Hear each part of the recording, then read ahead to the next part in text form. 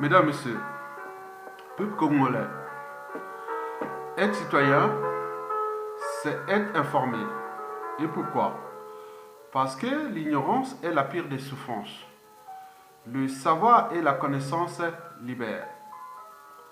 Être citoyen, c'est d'agir en permanence. Et pourquoi? Parce qu'aucune cause n'est perdue d'avance. Et surtout quand elle est digne, juste, noble, légitime et voire civilisationnelle. Mesdames, Messieurs, je vais traiter ce dossier en toute impartialité. C'est-à-dire en gardant toujours ma conscience au-dessus de l'appartenance. Ce que j'ai défini moi, ma liberté de conscience. Mesdames, Messieurs, peuple congolais. Pourquoi le maire nommé de Brazzaville, Christian Roger Okemba, est-il aux arrêts? Donc, pour décrypter la problématique et ses enjeux, nous allons d'abord partir du contexte de sa nomination à la mairie de Brazzaville. Et puis, les contraintes pour lesquelles il s'est retrouvé dans cette situation, c'est-à-dire aux arrêts. Et enfin, les sorts qui lui sera réservé par le clan au pouvoir. Mesdames, Messieurs, peuple congolais. Pour commencer, je vous informe que tout ce qui est de l'État congolais est aujourd'hui au bimétrable. Au bimétrable. Au bimétrable, ça veut dire qu'on parle de bimétrie, l'oligarchie ou l'organisation bureaucratique, militaire et tribale. En réalité, le pouvoir au Congo n'est ni du côté des administrations, ni des institutions, ni du gouvernement, mais des officines claniques qui sont autour du dictateur, c'est-à-dire le clan au pouvoir, les enfants, petits-enfants, neveux et tout compagnie. Donc nous allons en partie traiter cette problématique-là, d'obimétrie et qui se passe en ce moment au Congo, sur différents échelles. Mesdames et Messieurs, peuple congolais. Christian Roger Okemba, il est de la tribu des Zakwa, la tribu des Makwa, tribu à cheval sur l'équateur. Christian Okemba, qui est là. Qui est là. Il est de la tribu des Zakwa. La tribu à cheval sur l'équateur. C'est aussi ma tribu. Mais je n'ai aucun lien avec lui, on ne se connaît pas. Bon, ça, c'est déjà gagné. Et donc, il fut nommé le 24 août 2017 maire de Brazzaville, en remplacement de Hugues Ngolondele, qui fut maire de 2003 à 2017. Il est de la tribu des Teke, l'ethnie Teke, mais la tribu c'est les Bangangulu de Gamboma. D'ailleurs, au moment qu'il était maire de Brazzaville, il était aussi député de sa zone tribale, les Bangangulu à Gamboma. C'est comme si vous êtes maire de Paris, vous êtes député d'Orléans, ou maire de Marseille, vous êtes député de Lille, ou maire de Strasbourg, vous êtes député de Bordeaux. Donc vous imaginez dans ce système, on a tout vu. Et donc, Hugues Ngolondele, le prédécesseur de Christian Roger Okemba, est aussi le fils de l'ancien tout-puissant patron des services secrets congolais pendant Sassou Nguesso I, c'est-à-dire de 1979 à 1992 à peu près. Le général à la retraite Emmanuel Ngolondele, qui a d'ailleurs bien travaillé avec le général Jean-Marie Michel Mokoko, parce que lui, il était le patron des services secrets, mais le général Mokoko était le tout-puissant chef d'état-major des armées, de 1987 à 1993. Vous les connaissez, donc ils se connaissent. Et donc, en 2015, je le rencontre quelque part à Paris, dans la ville de Lila, banlieue est. Paris, quand vous voyez Paris, les Lilas, en face, il y a le Paris 19e et 20e. Et donc, je l'ai rencontré. J'ai dit, non, mais attends, il y a des problèmes de salubrité dans la ville, mon grand. Il a dit, mon petit, qu'est-ce que mon fils peut faire? Il ne peut rien faire, il ne contrôle rien là-bas. Il dit, tiens, il ne contrôle rien. Et le général Emmanuel Ngolondele, hein, on s'est appelé un peu, oui. Bon, j'ai dit, non, mais qu'est-ce qui se passe? Les salubrités et tout compagnie, il a dit que son fils n'y pouvait rien. Et moi, en tant que citoyen congolais, j'ai dit, non, mais il y a un problème, il ne peut rien. Il ne peut rien contrôler, mais qu'est-ce que... Il dit, tout est décidé là-bas à Oyo. C'est ça. Moi, j'ai dit, non, attends, quand même, si c'est décidé, il est quand même maire, quand même. Il y a quand même une responsabilité. Bon, j'ai compris, on était un peu pas dans la raison, on était un peu dans les sentiments, les émotions, on était là. Mais j'ai dit, non, mais quand même, c'est ça, mais il y a un problème. Donc, moi, je suis venu derrière, j'ai dit, non, tiens, si le Hugues Ngolondele ne peut pas contrôler la vie de Brazzaville, mais combien d'autres personnes qui viendront être maires de Brazzaville et ne pourront jamais contrôler cette ville-là? Parce que Hugues Ngolondele, l'ancien maire de Brazzaville, le prédécesseur de Christian Roger Okemba, est quand même le mari de l'une des filles de M. Sassou Nguesso, l'éducateur. Donc vous vous imaginez, vous avez tout compris. Mesdames, Messieurs, peuple congolais. Alors, quel était le contexte de la nomination de Christian Roger Okemba en août 2017? Donc, on était là dans la situation post-hold-up électorale où Christian Roger Okemba, originaire de la tribu de Makwa, ma tribu, et aussi la tribu du général Mokoko, bon, ça n'avait rien à voir, parce que les deux individus ne se connaissent pas, ne sont pas des mêmes courants de pensée, ni d'opinion, ni quoi que ce soit, simplement par effet d'appartenance. Mais comme là-bas est souvent par appartenance, il faut prendre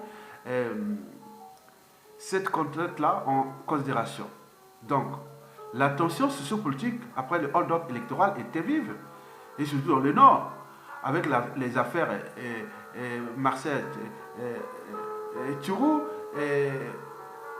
André Okombi Salissa et Jean-Marie Michel Mokoko. Bon, peut-être du côté de Makwa, peut-être c'était pour, en nommant Christian Roger Okemba, là, c'était pour apaiser peut-être les Makwa. Moi, je dis non, c'est pas ça. Mais il faut le savoir pourquoi il a été nommé, parce que Roger Christian Okemba est l'ami du tout-puissant neveu du dictateur, le sulfureux Edgar Nguesso. D'ailleurs, avant sa nomination, Christian Roger Okemba était le président de l'association d'Edgar Nguesso, qui a fait des meetings ici, des choses ici en France, et notamment dans les 93, il s'appelait MDNR, comme ça, chose comme ça. Il y a des gens qui connaissent ça, il y a un truc comme ça, voilà. Donc c'est lui qui dirigeait cette association. Donc ce sont des copains, entre copains. Vous le connaissez, voilà. Donc vous savez que c'est son copain, le copain d'Edgar Nguesso, le neveu du dictateur. Comme les neveux du dictateur, on a les cas de l'obimétrie, donc le pouvoir n'est pas du côté ni de l'État, ni des institutions, ni des propos, ni des gouvernements autres. Le pouvoir est dans la famille. Donc, Edgar Nguesso est le neveu, le tout-puissant neveu du dictateur. Donc, il a son ami. Bon, vous avez tout compris, mesdames et messieurs. Donc, Christian Roger Okemba, à la tête de la ville de Brazzaville, c'était là le cheval de Troie du gars Nguesso.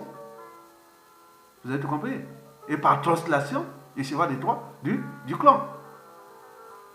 Mesdames, Messieurs, peuple congolais, il y a quelque chose que vous devez peut-être retenir. Au départ, dès le hold-up électoral de 2016, Edgar Nguesso devait placer, quand il y a eu hold-up électoral de 2016, après, Sassou Nguesso avait formé un nouveau gouvernement. Et dans ce gouvernement, en réalité, d'après les sources que nous avons, ils sont fiables, et que c'est Christian Roger Okemba allait prendre le poste de ministre des postes, des télécommunications et de l'économie numérique. Le poste qui est aujourd'hui occupé, qui est depuis le 30 avril 2016, occupé par Léon Juste Ibombo, de la tribu Mboshi, comme du clan ou de la dictature. Vous avez tout compris. Et donc, qu'est-ce qui a capoté? Pour qu'il n'a pas pris ce poste-là, Edgar Nguesso l'avait peut-être déjà promis que tu vas devenir ministre des postes de télécommunications et autres, on ne sait pas. Mais un an après, on le retrouve maintenant nommé. Il me semble qu'il serait déçu. Et un an après, il se retrouve, comme on appelle, le 24 août 2017, il se retrouve maire de Brazzaville. Alors, et quelles sont les contraintes pour lesquelles il s'est retrouvé dans cette situation aujourd'hui, c'est-à-dire aux arrêts? Je pense qu'il y a 3 contraintes. La première, elle est clanique. C'est-à-dire Christian Roger Okemba est devenu la vache à l'air, et quelque part peut-être Edgar Nguesso, retour sur investissement. Oui, peut-être que les investissements n'ont pas tenu, et donc peut-être que voilà. Mais je pense que le vrai problème, c'est que le clan au pouvoir est divisé. Il y a d'un côté Denis Christophe Sassou Nguesso, qui est soutenu par son papa, le dictateur, et qui veut peut-être placer ses pions à la tête de la mairie de Brazzaville. Il y a de l'autre côté le clan des neveux. Il y a d'abord le Edgar Nguesso, qui est le neveu, et il y a aussi Jean-Dominique Okemba, le puissant patron des services secrets. Il y a aussi Jean-Jacques Bouillard des grands travaux. Donc le trio là ne veulent pas que Denis Christophe Sassou Nguesso soit placé par son papa comme son successeur, qu'ils appellent les Zaïrois. Donc tout sauf ces Zaïrois. Et donc, il y a un pacte là qui est là. En réalité, Christian Roger Okemba ne pouvait rien contrôler. Il était pris comme dans une machine à laver ou dans l'orage et autres. Donc il est là comme, voilà, comme un ordinateur sans programme, comme nos poules sans électricité, comme un corps sans âme ni conscient. Donc il était là, on lui donnait des trucs, on lui fait ça, fais ça, fais ça, c'est tout. Et donc, vous savez que le système là fonctionne comme la mafia. Vous trouverez tout dans la mafia sauf la sortie. Vous avez tout compris. Bon, ce qui me semblerait bizarre, c'est que Zéphirin Mboulou, le ministre de l'Intérieur, a ordonné le blocage des comptes bancaires extérieurs qui sont quelque part apparaître en Chine. Ah, ils ont maintenant des comptes en Chine. Bon, on ne connaît pas. Mais alors, qui a ordonné Mboulou de saisir ces comptes? Est-ce que c'est pas, on est dans un non-État? On est dans la loi de la jungle. On est au stade de la sélection naturelle, la loi du plus fort. On n'est plus dans l'État, les institutions, le respect des règles et tout. Non, c'est quelque chose qui se fait comme, dans la jungle, quoi. Et donc, qui a ordonné Mboulou de bloquer ça? Est-ce que l'ordre est venu de Denis Sassou Nguesso ou de Jean-Dominique Okemba? Dans les cas où c'est venu de Sassou Nguesso, l'éducateur, donc c'est pour le compte de son fils, Christelle Sassou Nguesso. Donc derrière ça, on pourra peut-être mettre un pion de Denis Christelle Sassou Nguesso à la tête de la mairie de Brazzaville. Et pour la suite, vous comprenez. À défaut, ce sera l'autre clan. Hein? Bon, donc l'autre clan, bon. Déjà, il faut se dire que Christian Roger au Kemba, qui n'est pas de la tribu du pouvoir, qui est l'autre tribu voisine, la tribu des Aquas, est-ce que, bon ben, ils vont-ils placer un autre qui sera du clan ou autre? Donc, on ne sait pas à ce niveau-là. Donc, si c'est le dictateur qui a ordonné Mboulou de saisir les comptes, donc c'est pour le compte de Denis Christophe Sassou Nguesso, qui est le fils déjà choisi pour la succession de son papa, et s'il en arrivera. Bon, on ne sait pas. Et il y a de l'autre côté, et il y a aussi les neveux. Jean-Denis Kokeba, le patron des services secrets, et Jean-Jacques Bouillot, de celui des grands travaux, et Digan Nguesso qui fait tout ça, le domaine présidentiel et tout compagnie. Donc, est-ce qu'il y a une division entre eux aussi? Est-ce qu'il y a déjà au sein, est-ce que c'est au sein entre Okemba et Bouya et voilà. Mais sachant que les trois neveux, ils disent que tout sauf Denis Christophe Sassou Nguesso à la tête de ce pays. Mais pour le peuple, c'est tout sauf tout ce clan-là, tout sauf tout le monde-là. On n'en veut plus. Mais il se bouffe. Donc on est quelque part de ce qu'un ancien qui connaît bien le Congo l'a dit, non, le système va s'auto-détruire de l'intérieur. Donc ils vont se désintégrer eux-mêmes. Donc c'est le signe déjà de la division. Donc c'est à vous de voir, est-ce que les situations de Okemba, est-ce que c'est le clan de Sassou et de son fils Denis Christophe Sassou Nguesso qui ont gagné contre l'autre clan? Est-ce qu'au sein de l'autre clan, est-ce qu'ils sont divisés? Est-ce que Jean-Denis Kokemba et Jean-Jacques Bouya et Digan Nguesso sont divisés? Est-ce qu'il y a des guerres des égaux ou je ne sais pas? Bon, donc, vous avez tout compris. La deuxième contrainte, elle est politique. En prévision peut-être des échéances politiques à venir parce que la situation est incertaine. Le régime, le système est aux abois, à bout de sous, au bout du rouleau. Les indicateurs macroéconomiques sont au rouge. Les tensions sociopolitiques, humanitaires et tout compagnie. Donc, il risque de chuter à tout instant. Et la ville capitale de Brazzaville est stratégique. Mais Christian Roger Okemba a un karma parce qu'il est originaire déjà de la tribu de Mokoko et aussi par translation, il parle ailleurs. Donc pour eux, c'est tout pour association. Moi, je ne le connais pas. Même comment on appelle, Mokoko, je ne le connais pas. Et donc tout ce monde-là, en parlant déjà dans ce sens-là, on ne sait pas. Donc il faut aller dans cette-là parce que vous ne pouvez pas parler des problèmes du Congo sans parler des problèmes d'appartenance tribale. C'est très très important. Parce que les gens là-bas n'ont pas franchi les barrières de l'appartenance. Donc ils mélangent tout avec les suspicions.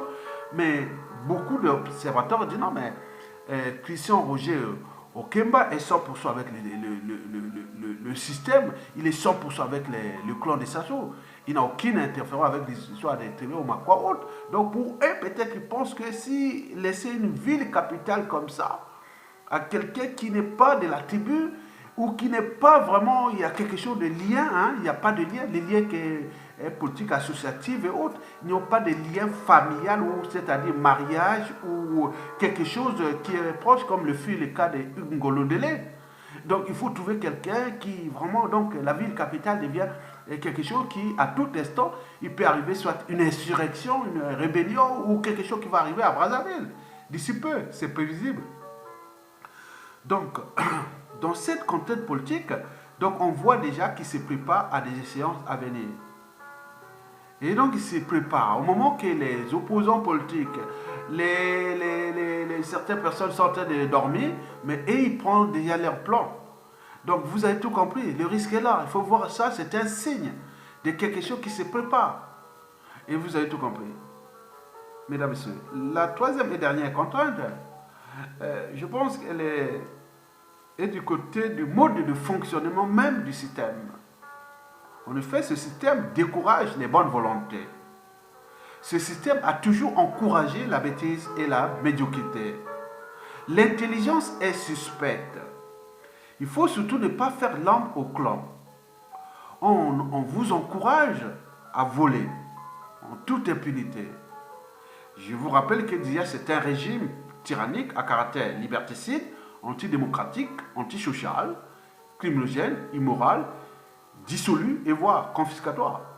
des biens publics et autres. Donc, on encourage l'impunité, le vol. Mais il faut savoir qu'il y a des inégalités même dans le système. Il y a ceux qui ont l'impunité totale. Totale. C'est-à-dire le clan. C'est en toute impunité totale. Et il y a les dignitaires qui sont vraiment des vrais indigènes, des vrais esclaves du clan. Ces dignitaires-là ont une impunité partielle. Mais le reste, le peuple et tout compagnie, aucune impunité. Vous avez tout compris, mesdames et messieurs. Alors, quel sort lui sera réservé par le clan Sassou Nguesso? Je vous dis que nous ne sommes pas dans un État, on est dans un non-État, dans la tribu-État, dans les officines-État. Et donc, on n'est plus dans... On ne respecte même pas les notions les plus insignifiantes de l'État, ou même des institutions et tout compagnie. Donc, on est dans le hors-État. Et donc, par conséquent, donc, quel sort lui sera réservé, partant déjà du principe que nous sommes dans la sélection naturelle. Donc, c'est-à-dire la loi du plus fort, la loi de la jungle.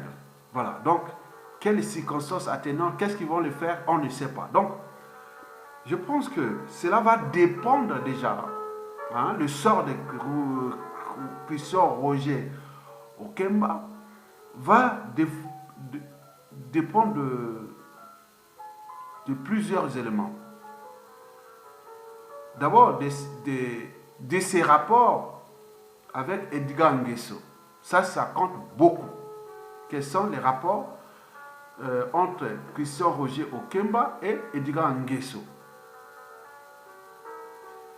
Deuxièmement, du poids d'Edgar Nguesso dans le clan et dans le système.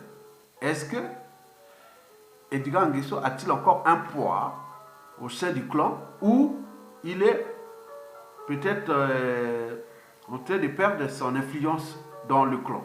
Ça, c'est à regarder ou à observer. Troisièmement, c'est dépendant de la volonté du dictateur. Ça, il faut en tenir compte. Et quatrièmement, il faut voir aussi les perspectives à venir sur différentes échelles. Il y a à l'échelle régionale, parce que je vous informe que moi, je vous dis sincèrement, hein, depuis ce problème de Jean-Marie Michel Mokoko, il y a beaucoup de cadres originaires de Makwa qui sont civils et militaires. Ils sont sans fonction, voilà, on les laisse comme ça. C'est pas beaucoup. Beaucoup sont maintenant pas d'avancement, pas de papa. Donc, comme on dit, le futur, c'est tout simplement le passé, le présent qu'on ignore. Et donc, on prépare quelque chose des choses de demain. Et donc, vous imaginez les conséquences à venir dans l'espace et le temps. Donc, il y a ces trucs-là au niveau régional, aussi au niveau national. Parce qu'au niveau national, que pensent les Congolais du clan de tout ce monde-là? Honnêtement, moi, je suis en toute impartialité. Je parle en toute impartialité. 97% des Congolais n'en veulent même plus quand on parle de ce clan maudit, de Sassou Nguesso et de ces attributs autour de Yo, Bouya, Olombo et tout ça là. Chikapika et tout. On n'en veut plus. 97%. C'est-à-dire, ça couvre le nord au sud, de l'est à l'ouest. Il y a 70% et qui n'en veulent même plus qu'on en parle des gens de la Kivette là. La Kivette, c'est la région de Sassou Nguesso. C'est la région de Jean-Marie Michel Mokoko. C'est le paradoxe. Il reste que Mokoko là. Il reste que Mokoko là. S'il n'y avait pas lui, mais tout la Kivette est souillée. Donc 70% des Congolais pensent que les gars de la Kivette, on n'en veut plus. C'est souvent la responsabilité par association ou par effet d'entraînement, de conditionnement, même de sous-emprise, de la médiocrité, de la bêtise, de l'incompétence, des crimes, de tout ça. Donc on met que c'est là-bas, c'est comme ça. Puisqu'ils ont des responsabilités politiques, militaires, autres, ils n'ont pas pris les responsabilités de dégager Sassou Nguesso qui ont en train de ruiner un pays, de détruire un pays. On est bien d'accord? Il reste 40% qui ne souhaitent même pas dans l'opinion nationale qu'il y ait encore des nordistes là. Parce que globalement, des nordistes là, et voilà. Et donc, ça c'est l'opinion nationale. Et donc, vous avez compris de prendre votre responsabilité. Que sans lutte, il n'y a pas de liberté et de dignité d'un peuple. Sans lutte, il n'y a pas de justice. Même la justice électorale. Parce que ces gens-là sont nommés. Nommés, oui, regardez, c'est ça. Sans lutte, il n'y a pas de progrès. Regardez la situation de la ville de Brazzaville. À l'échelle de Brazzaville, c'est la catastrophe. Il n'y a même pas de schéma directeur de la ville. Intégré au pôle d'aménagement peut-être déjà de l'agglomération ou même sous-régional. Rien. Prenons les problèmes d'assainissement, des eaux usées. Les problèmes de canalisation des eaux d'eau potable. Rien. Le problème de collecte de traitement et de traitement des déchets ménagers et assimilés. C'est une ville poubelle, un bouillon de culture pathogène. Les gens n'ont pas passé, agir, comment dire, en environnement, penser local et agir global. Ou inversement. Brazzaville, il faut l'avoir sur une carte. Il faudra tout repenser entre tunnelisation, c'est-à-dire tunneliser, mettre à des profondeurs les problèmes de canalisation des réseaux d'eau potable, des égouts, de d'eau fluide et autres. Il y a du boulot à faire là. Et mélanger entre végétalisation et bétonnage. Et déplacement de certains endroits comme les quartiers nord de Brazzaville et autres, même des Filous et autres. Même l'aéroport international de Brazzaville là, sera déplacé à 15 km à l'ouest vers, la frontière entre les Lukumu et le Poul et autres, vers Kindaba là-bas. Avec autoroute et tramway qui viendra là-bas. Et d'autres villes seront déplacées. Donc tout Brazzaville va être chamboulé. Donc c'est un plan d'aménagement global qui va intégrer beaucoup de dimensions. Donc on veut avoir une ville où il fait beau vivre, étudier et travailler. Tout l'aéroport international de Brazzaville, ça sera un des centres d'affaires. Avec des buildings là, et des quartiers d'affaires et tout ça, tout pays. Filou, derrière là-bas, il sera une grande partie végétalisée et ramenée vers derrière là-bas. Donc vous voyez, l'aéroport militaire ou les petits niveaux, on va construire un truc militaire quelque part. Donc il y a tout à réfléchir là. Donc on voit ça, ils sont là, ils ne voient pas loin. Ils n'ont pas même pas créé un plan Marshall, ni un plan haussmannien ou autre, rien du tout. Il y a du boulot. Tunneliser ça, ramener l'eau, tous les eaux là, aller créer un gros lac au sud entre la route de Mazia à Kinkala là-bas, avec des étangs et les gens viennent faire du tourisme. L'eau qui est traitée là-bas, une partie est ramenée vers le fleuve avec Mbazanunga. Les tunnels ça coûte, on a construit des métaux ici. Tout Paris est sous terre. Donc on veut encore faire quoi? Donc vous ne savez pas l'autre là. Donc ce n'est pas des gens qui ont des projets d'avenir. Donc il faut un schéma directeur, un plan d'aménagement, il faut des bureaux d'études, il faut mettre tous les outils d'aide à la décision et mettre tout un plan qui n'intègre pas que la ville de Pointe-Noire. Il va intégrer la ville de Brazzaville, bien sûr, Pointe-Noire, Dolisie, Mouyosi, Sibiti, Madingu, Djambala, Gamboma d'ailleurs. Passons les villes de Kélé, Evo, Makwa, Wando,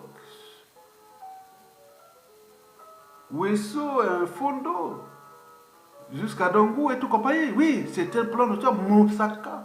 Nous devons repenser Moussaka. Comment en s'inspirant déjà de ce qui s'est fait déjà dans les Pays-Bas ou d'autres par exemple à venir, on va s'inspirer. Ce n'est pas des trucs là, c'est rien.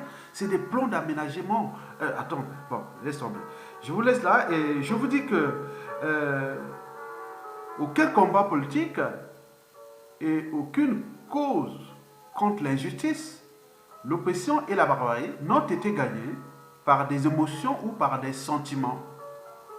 Bien au contraire, ces combats n'ont été gagnés que par la raison. C'est la règle. Elle est universelle et immuable. Universelle parce que ça touche tous les peuples. Et immuable parce que ça n'a jamais changé. Donc la raison c'est quoi? C'est la raison de douter, de réfléchir, de penser, de se structurer, de s'organiser et d'agir. En somme, avec méthode et stratégie contre l'injustice, parce que c'est notre bien commun. Il y a des gens qui ont perdu leur vie pour défendre ces pays-là. En partant d'il y a la lutte contre le colonialisme. On est passé par la décolonisation.